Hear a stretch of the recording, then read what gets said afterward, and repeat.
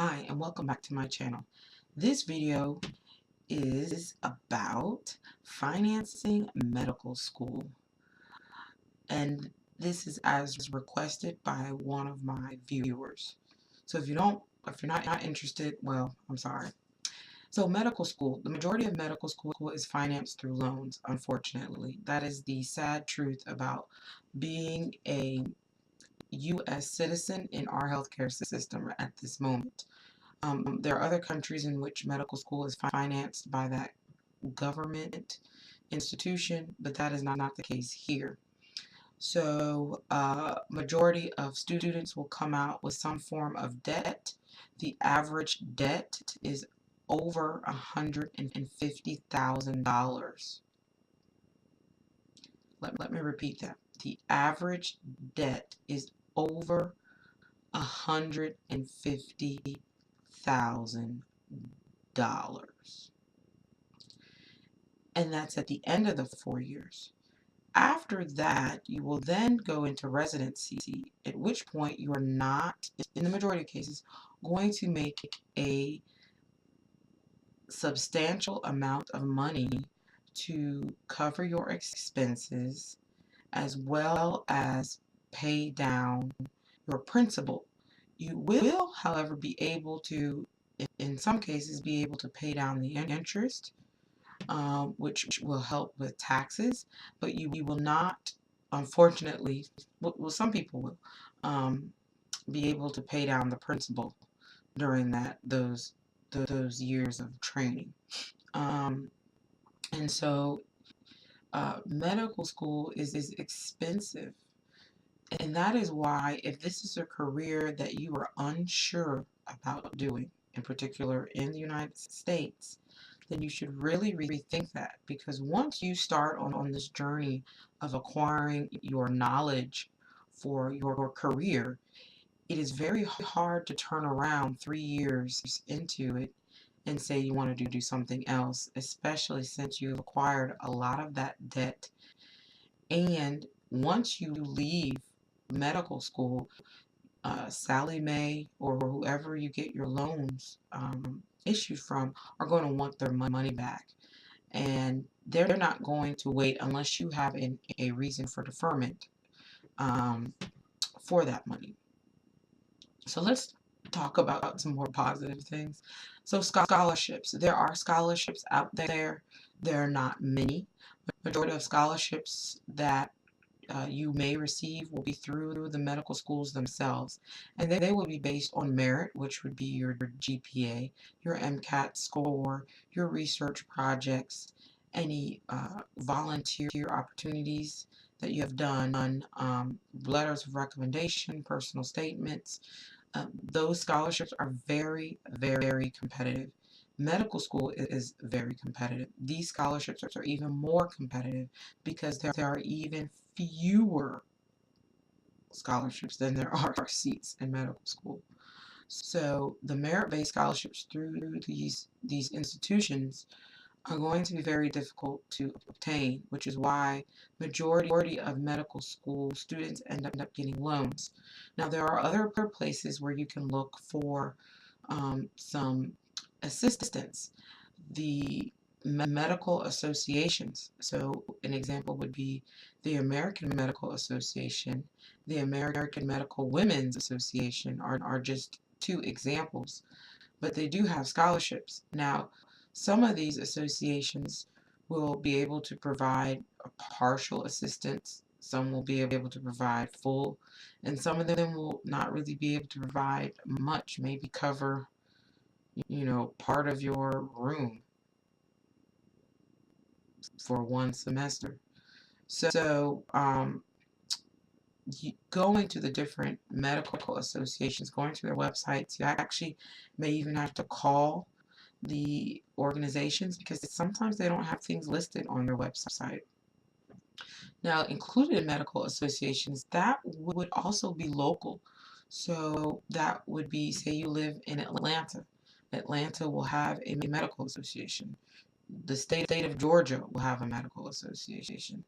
So, go to the state, and then on top of that, go to the local, the community medical associations, because they will often have small um, scholarships that they may be able to provide. And most of the local associations do not advertise these scholarships. So you will need to contact them and say, hey, I'm a medical school student. I'm in, such and such year, or I'm an undergrad student and I'm in such and such year, and I was wondering if there are any opportunities for me to acquire some financial assistance.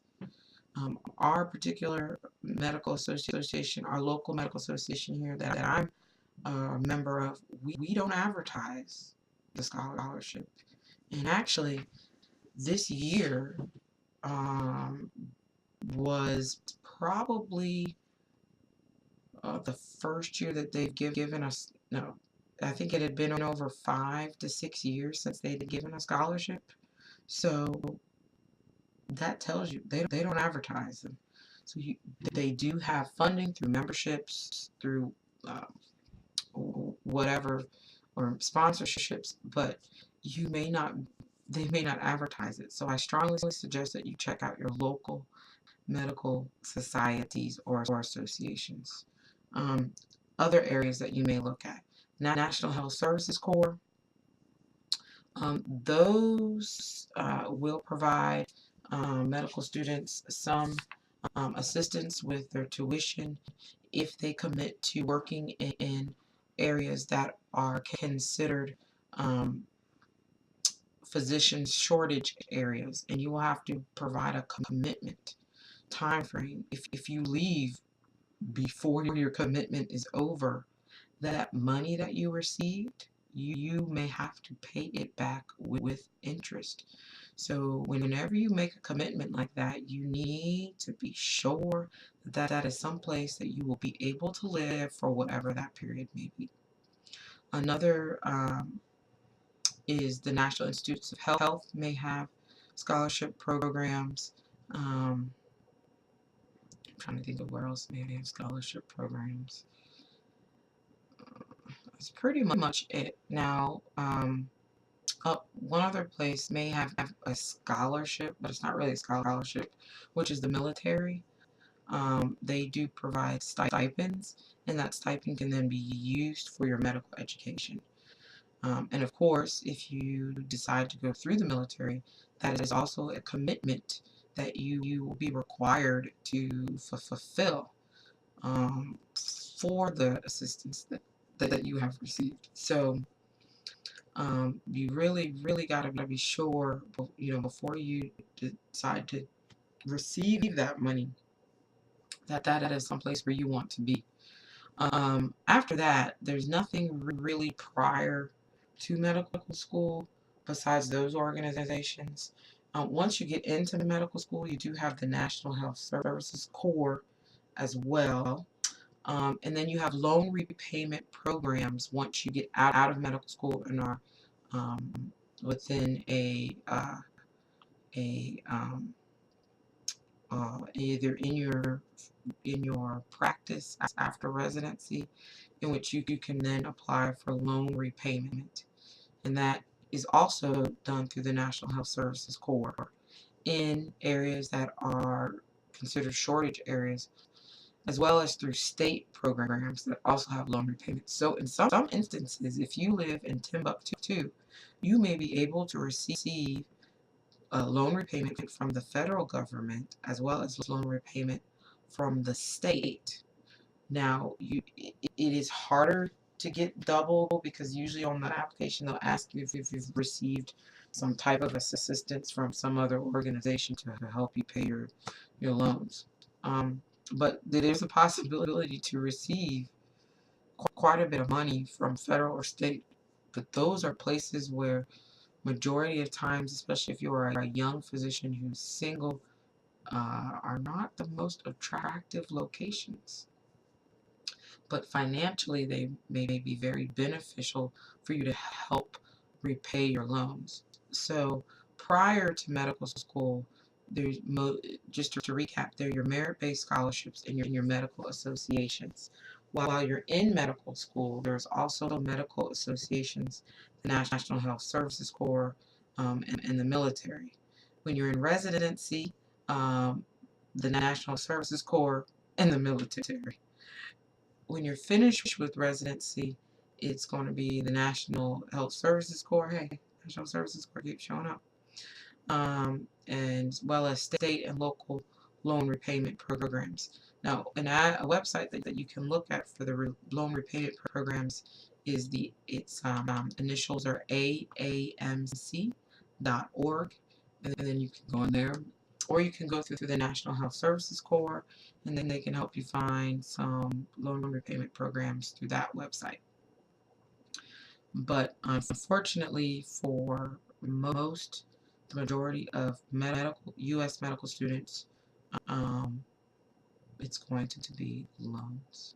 Oh, and one other group, churches. Especially if you're in a small town or medium city, a lot of times they like their local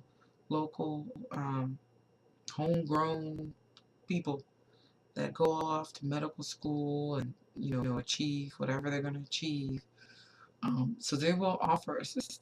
It may not be a lot, maybe it could be 500, maybe 1,000, maybe 250, but a little bit of something is better than nothing.